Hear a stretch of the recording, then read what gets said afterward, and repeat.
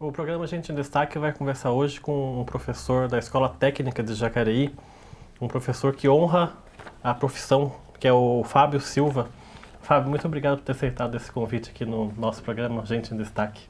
Obrigado, eu que agradeço essa oportunidade, né? Ô Fábio, como é que foi a sua infância? Fala um pouquinho da sua infância. Você não é de Jacareí, né? Não, sou de São Paulo, né? Minha infância na parte da matemática foi meio conturbada, né? Eu fui um aluno que desde a primeira série, do antigo ensino fundamental até a oitava série, sempre tive dificuldade. Na primeira série, para você ter uma ideia, a minha mãe já levava eu nas aulas de recuperação de matemática. Todos os anos, primeira série, segunda, terceira, até a oitava série, nessa dificuldade. Você morava em que bairro lá em São Paulo? Vila Prudente. E sua família era família de professores ou não? Você foi o primeiro? Não, meu pai era operário, hoje ele é aposentado, e minha mãe era costureira. Você era uma família grande, não? Não, nós somos em 3 irmãos, né? E você, desde o comecinho, então, a matemática era... Tinha muita dificuldade, muita dificuldade. Nossa, era incrível. Eu falava em matemática, eu tremia. Falava em prova de matemática também. Nossa, minha vontade era sair correndo. E como é que isso vai se transformando ao longo do tempo? Você, já adolescente, começa a já querer ser professor ou não? Você trabalha em outras coisas ainda? Então, é até engraçado, né? Porque o primeiro ano do ensino médio também tive muita dificuldade na área de matemática. No segundo ano, a professora começou a trabalhar com uma parte de lógica, né, voltada para a área de programação. Foi aí que eu comecei a criar uma simpatia, né? Se perguntasse, por exemplo, no primeiro ano do ensino médio, se eu gostaria de optar pela área de exatas, eu sairia correndo. Nunca? Nunca. Aí ela apresentou essa área, na parte da linguagem de programação, na época era o Basic, né? Aí eu comecei a tomar gosto. Comecinho da informática, isso, né? Isso, 1987. Nossa! Aí, a partir daí, eu comecei a trabalhar com a área de programação de computadores de grande porte. E quando eu fui fazer a faculdade de matemática, não era para dar aula. Eu fiz a licenciatura por obrigação, porque eu precisava do bacharelado, do bacharel. E para ter o grau de bacharel, eu precisava passar pela licenciatura. E como é que foi a faculdade? Com você com toda a dificuldade em fazer matemática, vai cair justo numa faculdade? Foi engraçado, é outra história muito engraçada, porque o curso começou com 80 alunos. Aí, terminou no terceiro ano, no quarto ano, ficaram 2 alunos. 2? 2 alunos, eu e uma coleguinha. Eu não lembro o nome dela no momento. De 80 ficaram 2? 2, no último ano. Era uma aula particular. Aí o que aconteceu? No último mês, na preparação do trabalho de conclusão do curso, aí ela começou assim, ficar muito nervosa, começou a passar mal e desistiu. Sobrou você? Só sobrou eu no dia da apresentação do meu trabalho. Foi muito engraçado. Os professores, eles davam muita risada. Falaram, você é o último dos moicanos. Inclusive, eu fiquei sabendo agora, esses tempos, que o curso fechou. Mas não era porque os professores eram ruins? Eu creio que é o grau de dificuldade, né? É o grau de dificuldade. Quando você parte assim para a parte, principalmente do bacharelado, o nível de dificuldade é um pouquinho maior. Mas como é que você fez ao longo desses anos da faculdade para conseguir superar aquela dificuldade que você tinha desde pequeno e adolescente com a matemática? Porque tem várias disciplinas, eu imagino que tinha muito cálculo, Como é que você fez para superar isso ao longo desses anos? Foi tudo graças à linguagem de programação, né? Porque eu sempre via alguma coisa que tinha aplicação. Então, vamos supor, determinados cálculos eu utilizava na linguagem de programação e aquela associação me ajudou muito. Essas associações que hoje você faz com seus alunos também, né? Isso, com certeza. A ideia, não agora, né, mas futuramente, é começar a trabalhar a linguagem de programação com eles, para ter essa associação entre a matemática, né, e a sua aplicação. Quer dizer, uma coisa levaria a outra, né? Isso. Essa aplicação que você diz, consequentemente, né, levaria eles a aprenderem mais rápido ou serem mais atentos na... Isso. E daí como é que o seu primeiro trabalho é já na área de programação, de computador? Foi na área de programação, Era computadores de grande porte, né? Era o IBM 3390, maior do que essa sala aqui. É porque esse que ano que era? Em 90? 87, começou em 88. É. Inclusive a empresa que eu trabalhei na época foi a primeira empresa que fez a transmissão de dados via telefone discado. Ó, moderno. Opa, foi uma festa.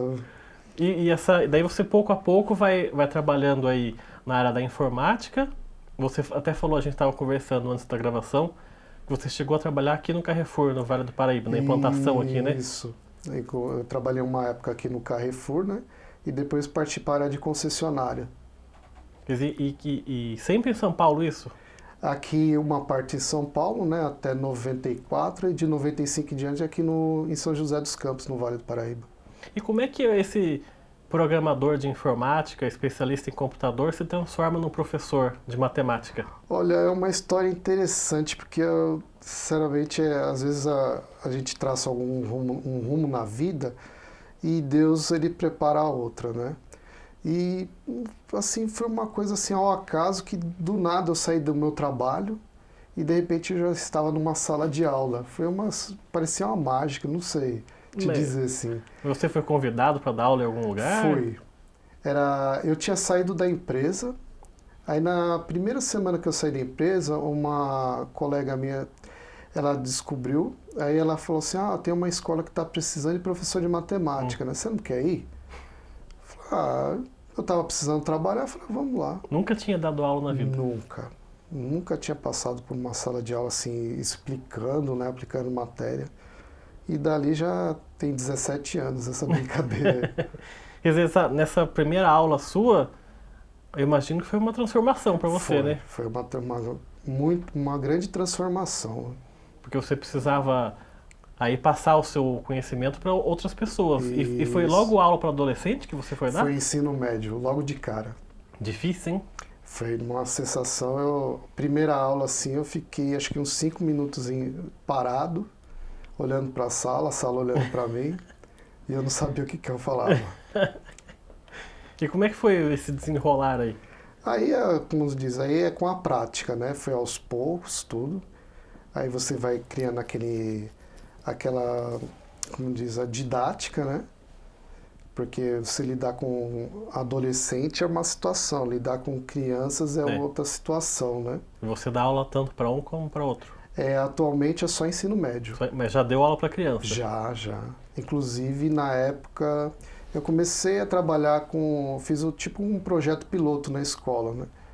De introdução ao cubo mágico e deu certo também. E quando você começa a dar aula, você já começa aqui em Jacareí ou a sua primeira aula é em São José? Foi em São José dos Campos. E você vem para Jacareí quando?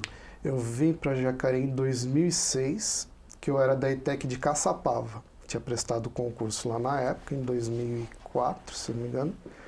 E nisso já ingressei também na Secretaria da Educação em 2004 pelo concurso também. Aí, a partir daí, em 2006, eu pedi remoção para Jacareí, que era mais próximo, né?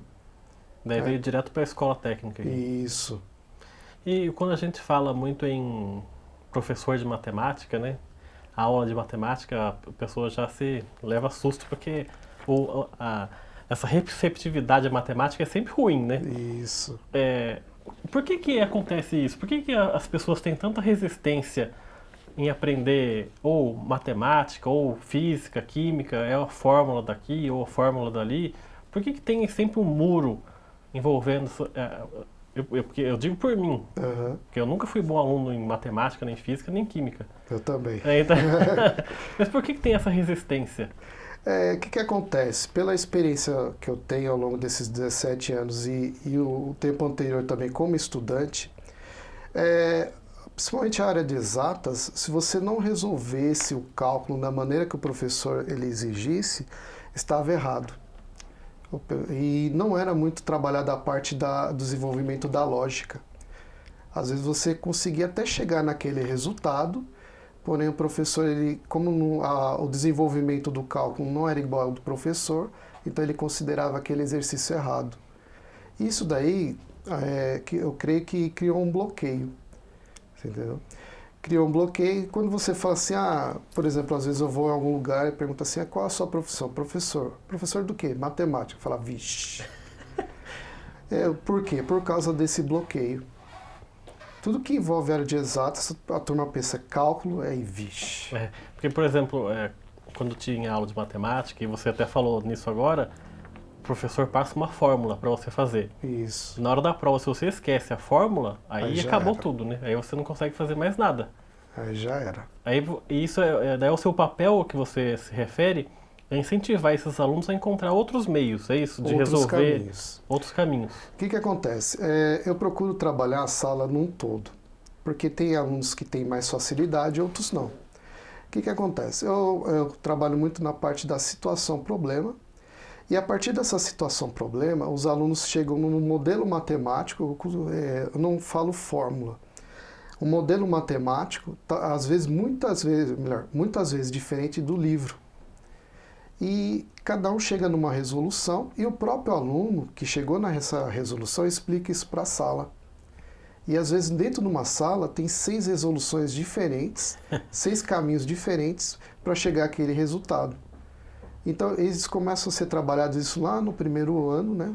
Na primeira série do ensino médio, até o terceiro ano, desse modo. Quanto menos fórmula, melhor. E nesses anos todos que você leciona, você deve ter encontrado já vários alunos que você nem imaginava que poderia aprender a matemática de uma certa maneira e conseguiu aprender. Sim. Queria que você desse para a gente exemplos de alunos que você não esperava e que arranjou uma fórmula para fazer um exercício que você nem sabe de onde que ele tirou isso, mas ele conseguiu resolver por meio dele mesmo. Quer dizer, pessoas que ao longo da sua vida te surpreenderam no aprendizado da matemática. Nossa, eu tenho vários casos. Citar um só é complicado, tenho vários casos. Um deles era, eu tinha reunido o pessoal para eles assistirem primeiro um vídeo do Telecurso 2000. Aí, durante a explicação, uns 2 ou 3 falaram assim, professor, a explicação está errada. Aí eu falei, não, vamos deixar continuar para ver o que vai acontecer, né? Aí terminou, a gente voltou o vídeo, eles olharam, professor, essa parte está errada. Aí o que aconteceu? Eu peguei, fui fazer a resolução e realmente estava errado. Aí eu tive que dar 10 para a sala inteira por causa desse achado, né? Porque é um achado isso daí, né? E à medida que o tempo vai passando, os alunos vão aprendendo mais rápido, né? Eles se tornam mais ágeis. Daí conseguem achar a resolução do problema em poucos segundos até, né? Isso. Por que acontece? A função da matemática é desenvolver o raciocínio lógico. Por quê? Nem todo aluno ele vai seguir a área de exatas. Então, que nenhum deles, vamos supor, nem todos serão matemáticos, engenheiros. Porém, a função da matemática para eles, é desenvolver o raciocínio lógico para eles terem uma tomada de processo de decisão lá na frente mais rápido. Você entendeu? Seja a área que for seguir. Eu tenho certeza que vários dos alunos que tiveram aula com você ao longo desses anos falaram para você que depois das suas aulas quiseram seguir fazer matemática ou fazer engenharia porque acharam aí uma facilidade. Isso. Pior. Tem, né? Inclusive professores de matemática. E que hoje você encontra com eles passado tantos anos e eles... estão em sala de aula. Hoje são seus colegas, né? Isso. Tá certo, a gente vai fazer então um rápido intervalo. Na volta a gente continua aqui com o professor Fábio Silva. O Gente Destaque e volta já.